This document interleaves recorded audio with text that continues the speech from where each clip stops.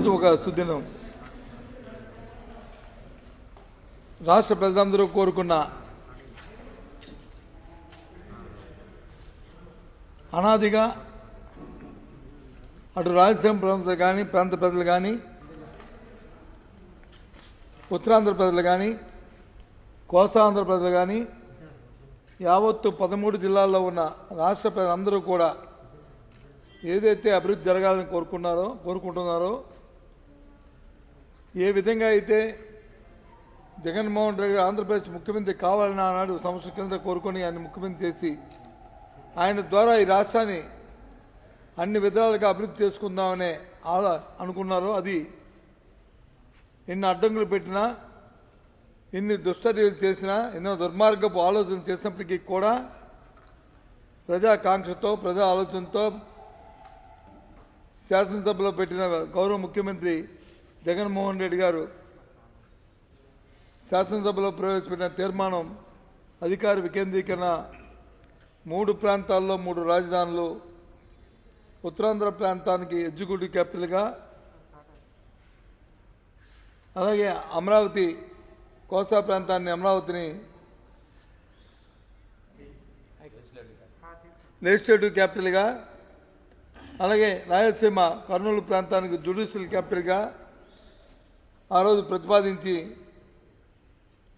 ప్రతిపాదించిన అంశం రాష్ట్ర ప్రజలందరికీ తెలుసు. ఆ కోరికని, ఆ జరిగిన పరిణామాన్ని ఈరోజు గవర్నర్ గారు ఆమోద ముద్రతో అది పూర్తిగా సఫలమైంది. త్వరలోనే ఒక మంచి ముహూర్తం చూసి ముఖ్యమంత్రి గారు విశాఖపట్నాన్ని లెజిస్లేటివ్ క్యాపిటల్గా, పరిపాలనా రాజధానిగా త్వరలో శంకుస్థాపన చేయబోతున్నారు.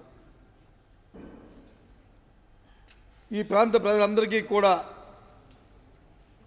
ఇది ఇవాళ శ్రావణ శుక్రవారం, ఒక మంచి పర్వదినం. మరి నిన్ననాడు మన గౌరవ గవర్నర్ గారు దీన్ని ఆమోదించి పంపించినందుకు పూర్తిగా దాన్ని మేము స్వాగతిస్తున్నాం. ఈ పర్వదినం నాడు ఈ ఆంధ్ర రాష్ట్రానికి ఇటువంటి మంచి శుభసూచకమైన ఒక పండుగ కానుకగా ఇవాళ గవర్నర్ గారు ఆంధ్ర రాష్ట్రంలో ఉన్న అందరు ఆడపడుచులకి, అందరి కుటుంబాలకి ఆయన ఇచ్చిన ఒక కానుకగా భావిస్తున్నాం. దీంతో ఈ రాష్ట్రంలో ఉన్న 13 జిల్లాలు అభివృద్ధి చెందడంలో ఏ విధమైన అతిశయోక్తి లేదు. ఇంతకుముందే చెప్పాను నేను, పురాణంలో మనం చూసాం, ఏదైతే ఒక మంచి కార్యక్రమం ఒక శుభ కార్యక్రమం చేయడానికి మరి ఆ రోజుల్లో మునులు మరి ఒక సద్బుద్ధితో పాలకులు కార్యక్రమాన్ని, యజ్ఞాన్ని ప్రారంభిస్తే దుర్మార్గమైన ఆలోచనతో, రాక్షస మనస్తత్వంతో ఏ విధంగా దాన్ని భగ్నం చేయడానికి ఆ రోజు రాక్షసులు చూసేవారు. ఆ రకంగా మరి వాళ్ళ ప్రతిపక్షంలో తెలుగుదేశం పార్టీ, దానికి సంబంధించిన అన్నయ్య పార్టీలు అందరూ కూడా ఎన్ని ఆలోచనలు చేసినప్పటికీ కూడా అంతిమంగా న్యాయం విజయం, ధర్మం గెలుస్తుంది, ధర్మం జయిస్తుంది, మంచి జరుగుతుంది అన్నాము. అదేవిధంగా ఈరోజు ఈ రాష్ట్రానికి మంచి జరుగుతుంది. రాబోయే కాలంలో రాష్ట్రం సర్వతోముఖ అభివృద్ధి 13 జిల్లాల్లో అన్ని ప్రాంతాలకి జరుగుతుందనే విషయాన్ని మీ ద్వారా రాష్ట్ర ప్రజానీకానికి, ఇది రాష్ట్ర ప్రభుత్వం మాటగా, గౌరవ ముఖ్యమంత్రి జగన్మోహన్ రెడ్డి గారి మాటగా మరి ఈరోజు చెప్తున్నాం. ఎందుకంటే జగన్మోహన్ రెడ్డి గారు కృతనిశ్చయం, ఆ రోజు ఆయన శాసనసభలో చెప్పిన మాటల్ని మనం ఒకసారి ఆలోచన చేసుకుంటే, రాష్ట్రం అంటే ఏ ఒక్క ప్రాంతమో కాదు, రాష్ట్రం అంటే ఏ ఒక్క వర్గమో కాదు. రాష్ట్రంలో ఉన్న 5 కోట్ల మంది ప్రజలు, రాష్ట్రంలో ఉన్న 13 జిల్లాలు, పూర్వం స్వాతంత్రం వచ్చిన తర్వాత జరిగిన ఒప్పందాలు, స్వాతంత్రం వచ్చిన తర్వాత జరిగిన పరిణామాలు, రాష్ట్ర విభజన జరిగిన అంశాలు, అవన్నీ మళ్ళీ పునరావృతం అవ్వకుండా ఉండాలంటే అన్ని ప్రాంతాలు కూడా అభివృద్ధి చెందాలి, అన్ని వర్గాలు అభివృద్ధి చెందాలి. అందరూ కూడా ఇది నాది అని చెప్పి అందరూ కూడా భావించాలి. ఆ విధంగా పరిపాలన ఉండాలి. ఆ విధమైన దృక్పథంతో ఆ విధమైన కార్యక్రమాన్ని నేను చేస్తాను. దానికోసమే ఇవాళ ఈ పరిపాలన వికేంద్రీకరణ అనే చేసి 3 రాజధానులు చేస్తాను. పరిపాలనా రాజధాని, అలాగే లెజిస్లేటివ్ క్యాపిటల్ విధానపరమైన రాజధాని, అదేవిధంగా జ్యుడిషియల్ క్యాపిటల్ మరి అక్కడ హైకోర్టుని తీసుకొస్తాను, ఆ పరిపాలన చేస్తానని చెప్పి ఆయన చెప్పారు. దానికి మరి తర్వాత శాసనసభలో దాన్ని బిల్లును ఆమోదించాం. అయినప్పటికీ శాసన మండలికి వెళ్ళింది. అక్కడ సంఖ్యాబలం ఉందని మరి నిబంధనలకి నిబంధనలకు వ్యతిరేకంగా మరి పైనుంచి చంద్రబాబు నాయుడు ప్రతిపక్ష నాయకుడు లాబీలో కూర్చొని కౌన్సిల్ చైర్మన్కి మరి సూచనలు ఇస్తూ చట్టానికి వ్యతిరేకంగా రాజ్యాంగానికి విరుద్ధంగా మరి బిల్లును అడ్డుకున్నది రాష్ట్ర ప్రజలందరూ కూడా చూశారు. తర్వాత మళ్ళీ 3 నెలల తర్వాత మళ్ళీ దాన్ని ప్రవేశపెడితే మళ్ళీ ఆ రోజు కూడా సంఖ్యాబలం ఉందని చెప్పి మా మంత్రుల మీద దాడి చేసి దుర్మార్గంగా ఆ రోజు చాలా వీధి రౌడీలాగా శాసన మండలిలో మరి తెలుగుదేశం పార్టీ సభ్యులు మరి ప్రవర్తించిన తీరుని చాలా చూసాం. మరి అటువంటి పరిస్థితులన్నింటినీ కూడా ఓర్చుకున్నాం. ఎందుకంటే జగన్మోహన్ రెడ్డి గారి నాయకత్వంలో ఒకటే ఆలోచన, ఈ రాష్ట్రం తాలూకా అభివృద్ధి, ఈ రాష్ట్ర ప్రజల తాలూకా సంక్షేమం, అన్ని ప్రాంతాలు అభివృద్ధి అందరితోనూ కూడా మరి ఉండాలి. ఒక మెట్టు దిగైనా సరే మంచి పరిపాలన అందివ్వాలి. రాష్ట్ర ప్రధానికానికి చక్కని పరిపాలన అందించాలి, సంక్షేమం చూడాలనే దృక్పథంతో మరి మేము ఆలోచన చేస్తూ ఇంతవరకు ఉన్నాం. ఆఖరిగా అంతిమంగా మరి చరిత్ర చెప్పినట్లు ధర్మానంద విజయం అన్నట్లు ఇవాళ మరి గవర్నర్ గారు దాన్ని ఆమోదించడం, దాన్ని పూర్తిగా మేము స్వాగతిస్తున్నాం, చేస్తాం. ఎందుకంటే ఇవాళ మళ్ళీ ఇంకో మాట చెప్తున్నాం, అమరావతి అమరావతి రాష్ట్రంలో అంతర్భాగం. ఈ 13 జిల్లాల్లోనూ విజయవాడ, గుంటూరు కూడా 2 జిల్లాలు. ఆ ప్రాంతంలో ప్రజలు కూడా మా ప్రజలు, ఆ ప్రజలు కూడా జగన్మోహన్ రెడ్డి గారు ముఖ్యమంత్రి కావాలని కోరుకున్నారు. ఆ ప్రజలు కూడా జగన్మోహన్ రెడ్డి గారి పరిపాలన మంచి పరిపాలన అందివ్వాలని ఆశిస్తున్నారు. తప్పకుండా మా ప్రజలు కూడా ఆ ప్రాంతం కూడా అభివృద్ధి చెందాలనే కోరిక మరి జగన్మోహన్ రెడ్డి గారిది అని చెప్పి మనం చేస్తున్నాను. మా బాధ్యతగా మనం చేస్తున్నాను. ఇదే ఆయన బాధ్యతగా ఆయన నిర్ణయం చేస్తారని చెప్పి ఆయన చెప్తున్నాం. ఎందుకంటే ఉత్తరాంధ్ర ప్రాంతం మనందరికీ తెలుసు, స్వాతంత్రం వచ్చిన దగ్గర నుంచి అలసత్వంతో నెట్టివేయబడిన ప్రాంతంగా ఈ ప్రాంతం అంతా కూడా ఉన్న విషయం. మరి ఇవాళ అవి ఇక్కడ మరి ఎగ్జిక్యూటివ్ క్యాపిటల్ పెట్టిన తర్వాత విశాఖపట్నంలో ఎగ్జిక్యూటివ్ పెట్టడం, త్వరలోనే ముఖ్యమంత్రిగా దాన్ని శంకుస్థాపన చేయబోతున్న తరుణం. దాంతో శరవేగంతో భారతదేశంలో ఇప్పటికే విశాఖపట్నం అభివృద్ధి చెందుతుంది. రేపు ఎగ్జిక్యూటివ్ క్యాపిటల్ అయిన తర్వాత, పరిపాలనా రాజధాని అయిన తర్వాత ఇంకా శరవేగంతో అభివృద్ధి చెందుతుంది అని చెప్పడం అత్యోక్తి లేదు. తప్పకుండా మేటి పట్టణంగా బొంబాయితోనూ ఢిల్లీతోనూ పోటీ పడే విధంగా విశాఖపట్నం రేపు అభివృద్ధి చెందుతుంది, ఈ ప్రాంతం అభివృద్ధి చెందుతుంది అని చెప్పిన విషయాన్ని ఈ సందర్భంగా మనం చేస్తున్నాం. అదేవిధంగా మనం ఇవాళ రాయలసీమ ప్రాంతంలో ఎప్పటి నుంచో కూడా ఒప్పందాలు చూస్తాం. మనం శ్రీబాగ్ ఒప్పందాన్ని చూస్తాం. ఆ ప్రాంతంలో పెద్దలు చేసిన ఒప్పందాలు వాటిని కూడా మరి ఈరోజు జగన్మోహన్ రెడ్డి గారు ముఖ్యమంత్రి గారు ఆ ఒప్పందాలకు అనుగుణంగా అక్కడ జ్యుడిషియల్ క్యాపిటల్ రావాలని, హైకోర్టు అక్కడ రావాలని ఆయన భావించారు, తలంచారు. పట్టుదలతో దాన్ని ఉండాలని కోరుకున్నారు. ప్రాంత ప్రజలందరూ కూడా కోరుకున్నారు. ఆ కోరికకి వారి అభిమతాలకు అనుగుణంగా ఇవాళ ఆయన తీసుకున్న నిర్ణయం, ఆ రోజు శాసనసభలో తీసుకున్న నిర్ణయం ఈరోజు గవర్నర్ గారు ఆమోదంతో అది సఫలీకృతమైంది. ఆ ప్రాంతం అంతా కూడా అభివృద్ధి చెందుతుంది. దానికి కావాల్సిన సకల కార్యక్రమాన్ని కూడా మరి త్వరలోనే ప్రారంభం అవుతాయి. ఆ కార్యక్రమాలు కూడా చేస్తామనే విషయాన్ని కూడా మరి మనం చేస్తున్నాం. మరి లెజిస్లేటివ్ క్యాపిటల్గా ఉంటున్న అమరావతిని తప్పకుండా అక్కడ కావాల్సిన సకల కార్యక్రమాలు అంత అభివృద్ధిని అక్కడున్న రైతులకి ఏదైతే గత ప్రభుత్వాలు ఇచ్చిన మాట ఉందో ఆ మాట ప్రకారం వాటికంటే మేటిగా అభివృద్ధి చేసి ఆ ప్రాంతం కూడా ఈ రాష్ట్రంలో 13 జిల్లాల్లో మేటి ప్రాంతంగా దాన్ని తీర్చిదిద్దడమే ఈ ప్రభుత్వం బాధ్యతగా ఇవాళ మనం చేస్తున్నాం.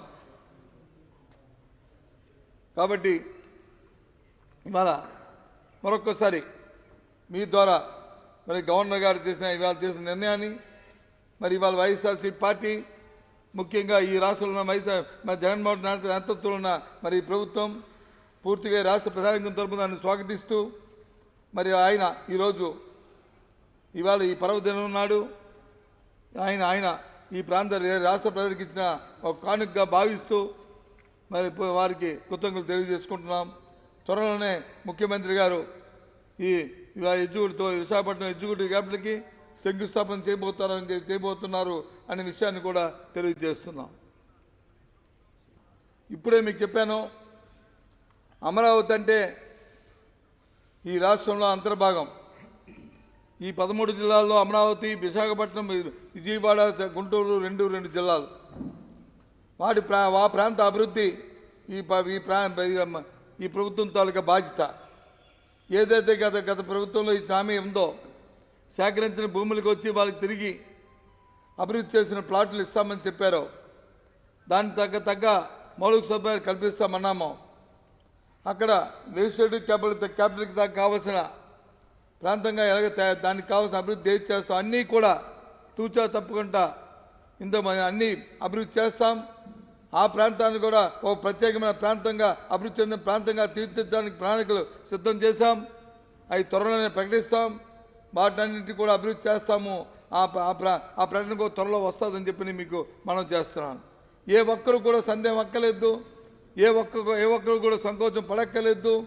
వాళ్ళేమి బయట వాళ్ళు కాదు, పై రాష్ట్రం వాళ్ళు కాదు, పై దేశం వాళ్ళు కాదు, మన సోదరులు, మన ప్రాంతంలో అది అంతర్భాగం.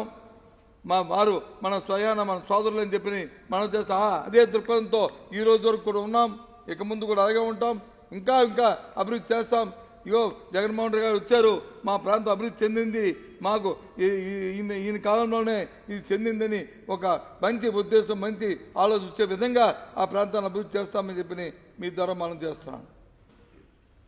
నువ్వు అడుగుతున్న భూములు గత ప్రభుత్వం ఏం చేసిందే భోగాపురం ఎయిర్పోర్ట్ సంబంధించి 2,600 కదా, 2,630 ఎకరాలు, 2,700 ఎకరాలని ముందు వచ్చి 18,000 పెట్టారు, తర్వాత 5,000 పెట్టారు, తర్వాత వచ్చి మేము పోరాటం చేస్తే 2,600 ఎకరాలు పెట్టారు. ఆ 2,600 ఎకరాల్లో కూడా మొన్న ముఖ్యమంత్రి ఆలోచన చేసి ఎంత వచ్చి ఎయిర్పోర్ట్కి అవసరం లేదు, ఇందులో 500 ఎకరాలని తగ్గించండి, దాన్ని పారిశ్రామిక అభివృద్ధి చేస్తాం మా ప్రాంతానికి, దానికి ఎస్సీజర్కి దాన్ని పారిశ్రామిక అభివృద్ధి చేయడానికి దానికి మాకు కేటాయించని చెప్పి దాన్ని తగ్గించాం. అంటే గత ప్రభుత్వం ఏదైతే ప్రైవేట్ ఎయిర్పోర్ట్కి వచ్చి ఎక్కువ భూములు ఇచ్చి వాళ్ళని ఆలోచన చేస్తారో దాన్ని తగ్గించాం. దానివల్ల ప్రభుత్వానికి ఆదాయింది. ప్రభుత్వానికి ఆదాయింది. ఆ ఆదాయం భూముల్లో ప్రభుత్వం దాన్ని వాల్యుయేట్ చేయడానికి ప్రణాళిక రూపొందిస్తున్నాం. అది కూడా త్వరలో ప్రకటిస్తాం. దాన్ని ఇంకా మీరు రెండోది అడిగింది, రాజధాని కోసం భూములు సేకరిస్తున్నారు. విశాఖపట్నం ఇప్పటికీ అభివృద్ధి చెందింది పట్టణం. అది అంత పెద్దగా భూసేకరణ అవసరం లేదనేది మరి ముఖ్యమంత్రి గారే మరి దీంట్లో ఆయన ప్రసంగంలోనే శాసనసభలోనే చెప్పారు. కొద్దిగా మనం వాల్యుయేట్ చేస్తే చాలు, దానికి బోధిస్తే చాలు, చరవేగంతో అభివృద్ధి చెందుతుంది ఆ పట్టణం అని చెప్పారు. కాబట్టి పెద్దగా భూసేకరణలో అవసరం లేదు. అవసరమైన మేరకు ప్రభుత్వ భూములు వాడుకుంటాం. మరి అలాగే అవసరం మేరకు అవసరం ఉంటే ఆ కార్యక్రమం చేస్తాం. సార్, భోగాపురం ఇంటర్నేషనల్ ఎయిర్పోర్ట్ పేరు మార్చి జిఎంఆర్ విశాఖపట్నం ఇంటర్నేషనల్ ఎయిర్పోర్ట్గా మారుస్తున్నారనే వాళ్ళు టెండర్లో కానీ వస్తున్న పరిస్థితి, దీని మీద ఏమండి ఇవన్నీ కూడా ఏం ప్రశ్నలు ఇవి? భోగాపురం ఎయిర్పోర్ట్, జిఎంఆర్ ఎయిర్పోర్ట్ పెట్టి లేకపోతే ఇది పెట్టి అనేది అవన్నిటి కూడా వచ్చినప్పుడు డిస్కస్ వచ్చినప్పుడు టెండర్లు పెట్టినప్పుడు జిఎంఆర్ వాళ్ళు ఏజెన్సీ కడుతున్నారు. జిఎంఆర్ ఏజెన్సీ కడుతుందో జిఎంఆర్ ఎయిర్పోర్ట్ ఎందుకు పెడతారండి? అది కడుతుంది అనుకో జిఎంఆర్ ఎయిర్పోర్ట్ పెడతారా? ఏజెన్సీ కూడా ఒక కాంట్రాక్ట్ తీసుకుంటే వాళ్ళ పేరుని పెడతారా? ఇక్కడ నేను చెప్పు, ఏం ప్రశ్న వేస్తారు? ఏ పేపర్ ఇది? అపార్థం చేసుకోకపోతే ఇది ప్రశ్న, ఇది వినవలసిన ప్రశ్న. ఇది టీవీలో లైవ్లో ఎంతమంది మాట్లాడుతున్నప్పుడు ఒక ఏజెన్సీ కడుతుంటే వాళ్ళ పేరుని పెడతారా అని అడిగితే మీరు అడగడం, నేను సమాధానం చెప్పడం. ఇది సార్, ఇప్పుడు 500 ఎకరాలు వెనక్కి తీసుకున్నారు, దానికి సంబంధించి టీడీపీ నేతలు ఏమని ఇన్ఫ్రాస్ట్రక్చర్ సంబంధించి ఆనాడు ఎంఆర్ఓ ఏదైతే చేస్తున్నారో దాన్ని కాదని ఇప్పుడు 500 ఎకరాలు తీసుకోవడం వల్ల కార్గో వంటి ఇన్ఫ్రాస్ట్రక్చర్ అక్కడ ఉండదు. అదే ఉపాధి అవకాశాలు పోతాయి. టీడీపీ నాయకులు, తెలుగుదేశం పార్టీ నాయకులు చేస్తున్న ఏదైతే ఆర్గ్యుమెంట్ ఉందో వాళ్ళలాగా మేము దోపిడీ చేసి ఓ ప్రైవేట్ సంస్థకి ఇవ్వడానికి తయారుగా లేము. ఈ ప్రాంతం పారిశ్రామిక అభివృద్ధి చేయడానికి, ఈ ప్రాంతంలో ఉన్న నిరుద్యోగుల తాలూకా నిరుద్యోగ సమస్యను తీర్చడానికి, ఈ ప్రాంతాన్ని తద్వారా పారిశ్రామిక అభివృద్ధి ద్వారా ఆర్థికంగా అభివృద్ధి చెందేటట్టు చేయడానికి, ఆ కార్యక్రమాలు చేయడానికే జగన్మోహన్ రెడ్డి గారి కార్యక్రమం చేశారు. అంతేగాని గవర్నమెంట్ ఏదైతే ఏజెన్సీ ఉందో ఎయిర్పోర్ట్ అథారిటీ ఆఫ్ ఇండియాని వచ్చి డిస్క్వాలిఫై చేసి ఓ ప్రైవేట్ ఇవ్వడానికి మేము తయారుగా అవ్వలేము. ఆ ఇచ్చిన ప్రైవేట్ సంస్థకి ఇచ్చిన భూముల్లోనే తగ్గించాము. అదే అందరికి తెలిసిన వాస్తవాలు ఇవి. సాక్షాత్తు ఎలివేషన్ మంత్రిగా ఉన్న అశోక్ గజరాజ్ ఇక్కడ ఉండి ఆ సంస్థకి ఆయన ఎలివేషన్ ఆయన ఎయిర్పోర్ట్ అథారిటీ ఇండియాకి వచ్చి డిస్కవర్ చేస్తే అది సిగ్గుచేటు కాదు. ఆ మంత్రికి అలా కొనసాగేది. ఎంత లాలూచి చూపితే ఎంత దౌర్జన్యం చేయకపోతే కార్యక్రమం చేస్తారు. ఎందుకు ఇంకా దాని మీద డిస్కషన్ మనం దాని ప్రతిఫలం అనుభవించారు కదా, కాబట్టి దాని మీద డిస్కస్ చేయాల్సిన అవసరం లేదు, ఇప్పుడు చర్చించవలసిన అవసరం లేదు. ఎందుకంటే దానికి ప్రజలు తగిన బుద్ధి చెప్పారు, దానికి ఫలితం కూడా అనుభవించారు. మేము కాబట్టి అలాంటి కార్యక్రమాలు చేయడానికి తయారుగా లేము. ఏది చేసినా సరే ట్రాన్స్పరెంట్గా ప్రజల పనికి వచ్చే పని, ప్రాంతాన్ని అభివృద్ధి చెందే పని, ఆ కార్యక్రమాన్ని చిరస్థాయిగా 10 మంది దాన్ని కోరుకునే పని చేయడానికే మేము ఆలోచన చేస్తున్నాం. మళ్ళీ చెప్తున్నాం, ఇవాళ గవర్నర్ గారు తీసుకున్న నిర్ణయం పూర్తిగా స్వాగతిస్తున్నాం. రాష్ట్రంలో అన్ని ప్రాంతాలు ఈ చర్య ద్వారా అభివృద్ధి చేయడానికి జగన్మోహన్ రెడ్డి గారికి ఒక అద్భుతమైన అవకాశం వచ్చింది. అద్భుతమైన కార్యక్రమం ఇది చేయడానికి.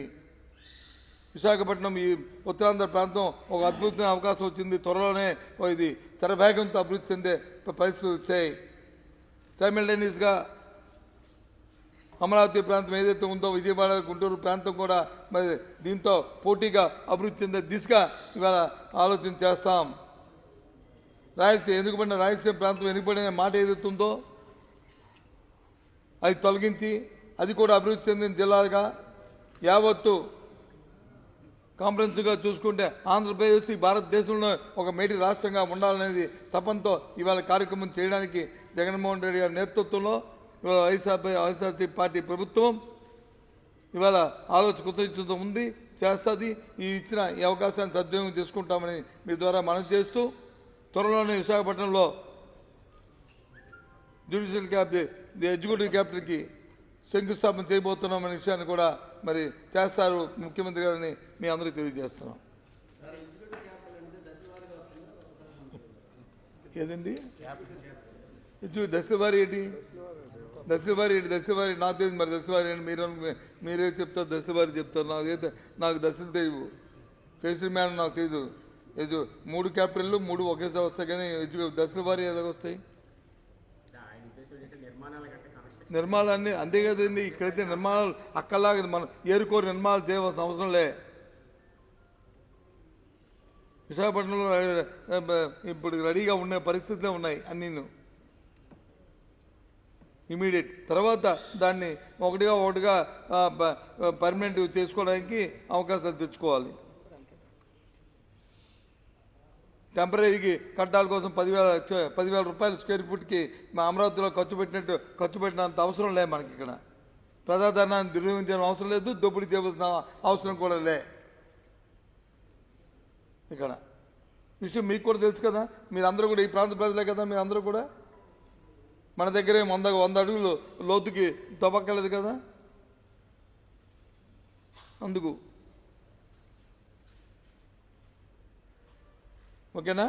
పార్టీ పరంగా సార్ చూసుకుంటే కనుక కొంతమంది టీడీపీ నాయకులు త్వరలోనే వైసీపీ తీర్థం తీసుకుంటారు. ప్రధానంగా సీనియర్ నాయకుడు గంటా శ్రీనివాసరావు వంటి నాయకులు కూడా వైసీపీలోకి వస్తారని వార్తలకు వస్తున్నారు సార్.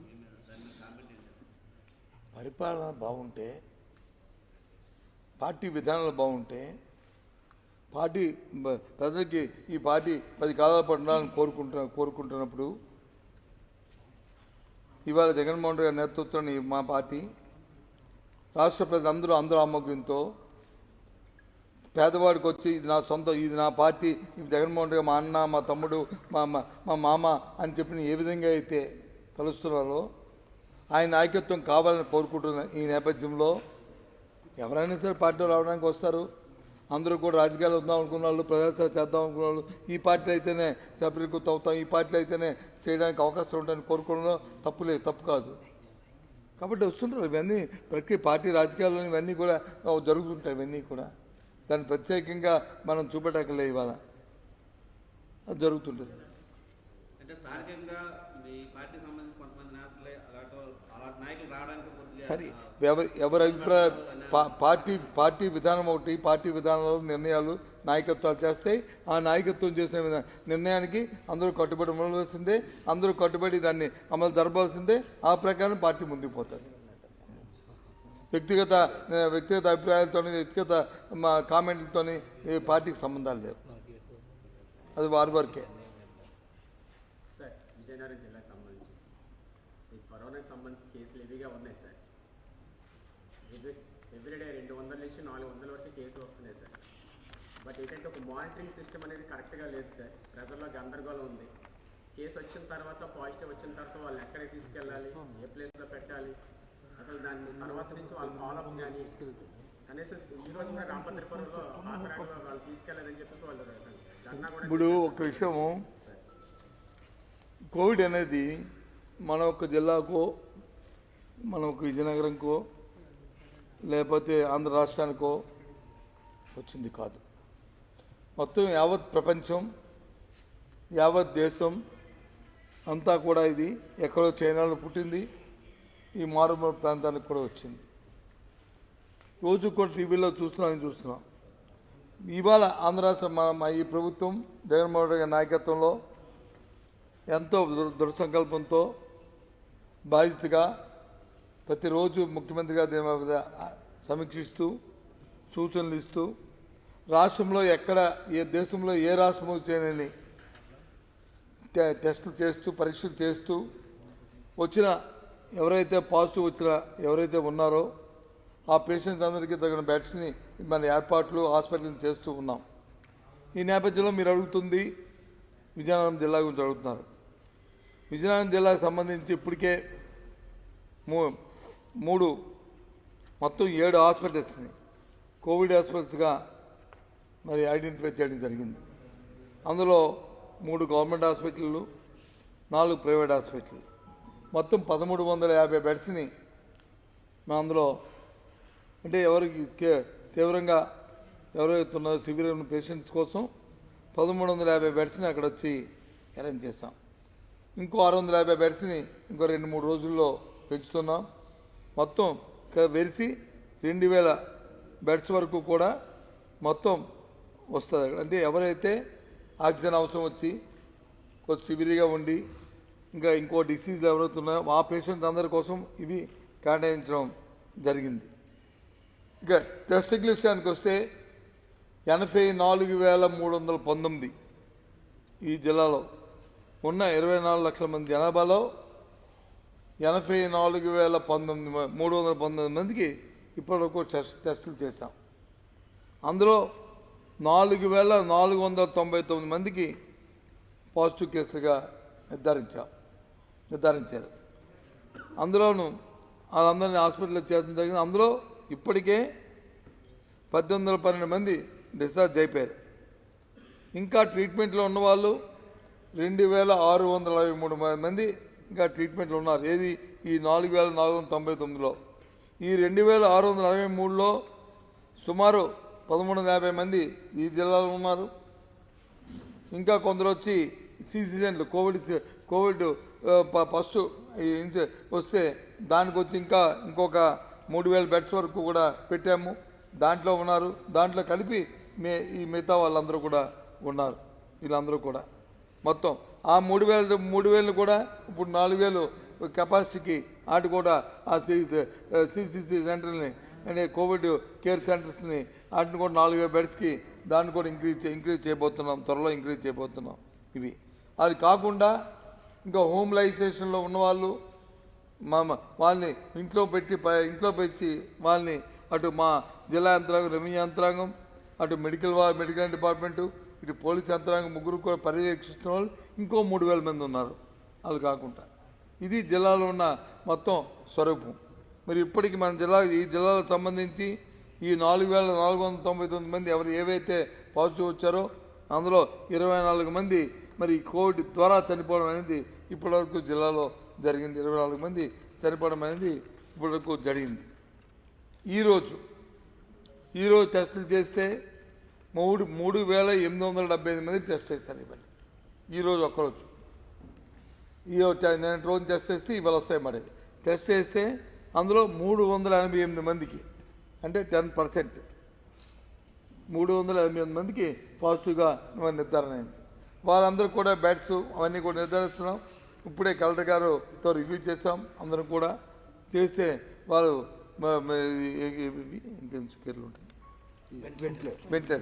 వెంటిలేటర్స్ ఒక 50 వరకు కావాలని కలెక్టర్ చెప్పారు.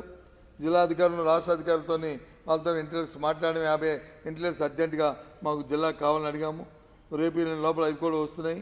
అవి కూడా ఈ సీరియస్ పేషెంట్స్ ఎవరున్నారో, మరి క్రిటికల్ పేషెంట్స్ ఎవరున్నారో వాళ్ళకి కూడా 50 కూడా వాళ్ళకి కేటాయింపు చేసి వాళ్ళు కూడా చేస్తామని, ఇంకో 50 వెంటిలేటర్స్ కూడా కేటాయిస్తామని చెప్పిన విషయాన్ని కూడా మరి మీ ద్వారా తెలియజేస్తున్నాం. ఎప్పటికప్పుడు 24/7 పర్యవేక్షిస్తూ మీ పత్రికలో వచ్చినా, సోషల్ మీడియాలో వచ్చినా, లేదు 1902కి కాల్ వచ్చినా, లేదు 104కి కాల్ వచ్చినా, ఏది వచ్చినా దాన్ని అటెండ్ అవుతూ చేస్తున్నాం. అలా అని చెప్పిన ఇప్పుడు మీరు ఎవరో అడిగారు, ఇక్కడ జరిగింది సార్, రామభద్రంలో జరిగిందండి, మీరు దొరకదండి అంటే నేను కాదనడానికి తయారుగా లేను. ఎందుకంటే ఇవి ఎక్కువగా ఉన్నాయి కాబట్టి ఇది మరి అందుకు ఎక్కడెక్కడ చిన్న చిన్న ఇబ్బందులు వస్తున్నాయి. అందరూ కూడా మరి సౌహృదంగా వచ్చిన వెంటనే అధికార యంత్రాంగం తెలియజేయండి, కొద్దిగా ఒప్పు పట్టండి, తప్పకుండా తగిన మరి ప్రభుత్వం సకాలంలో దానికి కావాల్సిన ఏర్పాట్లు చేస్తుందని చెప్పిన విషయాన్ని కూడా మరి మీ ద్వారా అందరికీ చేస్తున్నాం. ఇంకో విషయాన్ని కూడా డాక్టర్సు ఇప్పుడు నర్సెస్కి అలాగే కింద ఉన్న సబ్ స్టాఫ్ కోసం ఇప్పుడు రిక్రూట్మెంట్ కోసం ఇచ్చాం. వాళ్ళందరినీ ఒక సంవత్సరం కాల పాటు అందరినీ చేసుకోవాలని అందరినీ వాకింగ్ ఇంటర్వ్యూ కింద రేపటి నుంచి రిక్రూట్ చేసుకుంటున్నాము. డాక్టర్లు కూడా చేసుకుంటున్నాము, స్పెషలిస్ట్ కూడా చేసుకుంటున్నాము, తగిన పారితోషికం ఇస్తున్నాము. పారితోషికంతో పాటు వాళ్ళు వెయిటేజ్ మార్క్స్ కూడా ఫ్యూచర్ రిక్రూట్మెంట్లో వెయిటేజ్ మార్కులు కూడా వాళ్ళకి ఇస్తున్నాము. దయచేసి వస్తున్నారు. అయితే ఎవరైతే డాక్టర్స్, నర్సెస్, సబ్ స్టాఫ్ ఎవరైతే ఈ కోవిడ్ పేషెంట్ హాస్పిటల్లో పనిచేస్తున్నారో, నాకు ఇప్పుడే నా దృష్టికి వచ్చింది, కొంతమంది ఆ ఇంటి వానర్స్, వాళ్ళు రెంటెడ్లో ఇంట్లో ఉంటున్న వాళ్ళ టెనెంట్స్ వానర్స్ వచ్చి, అమ్మమ్మ మీరు వచ్చి హాస్పిటల్ పనిచేస్తే మా ఇక్కడ ఇంట్లో రావడానికి ఇల్లేదు అదేని ఇదని అడ్డు పెడుతున్నారంట. దయచేసి మానవతా దృక్పథంతో ఎవరు కూడా అలాంటి అడ్డంకులు పెట్టకండి. అడ్డంకులు కానీ అలాంటి పెట్టి ఏ అవసరం ఏ ఇంటి యజమాని అయినా అలాంటి కార్యక్రమం కానీ చేస్తే వాళ్ళ మీద ప్రభుత్వపరంగా చర్య తీసుకుంటానికి వెనకాడమనే విషయాన్ని కూడా మరి మీ ద్వారా వాళ్ళకి కూడా చెప్తున్నాం. దయచేసి కోఆపరేట్ చేయండి. నీ ఇంట్లో మన ఇంట్లో కానీ మన వాళ్ళకి కానీ ఎవరికైనా వస్తే అదే పరిస్థితి వస్తుంది. అప్పుడు వాళ్ళే వచ్చి చేయాలి. కాబట్టి అలాంటి అడ్డంకులు చేయొద్దని చెప్పి దయచేసి కోరుతున్నప్పుడే నాకు అధికారులు చెప్పారు, ఈ ఊర్లో అలాగ అడ్డుతున్నారని. అలాగ అడ్డద్దు, అలాంటివి కానీ చేస్తే మరి తీవ్ర పరిణామాలు ఉంటాయని చెప్పి ఆ ఇంటి యజమానులకు కూడా మరి చెప్తున్నాం, రిక్వెస్ట్ చేస్తున్నాం, ఆదేశిస్తున్నాం.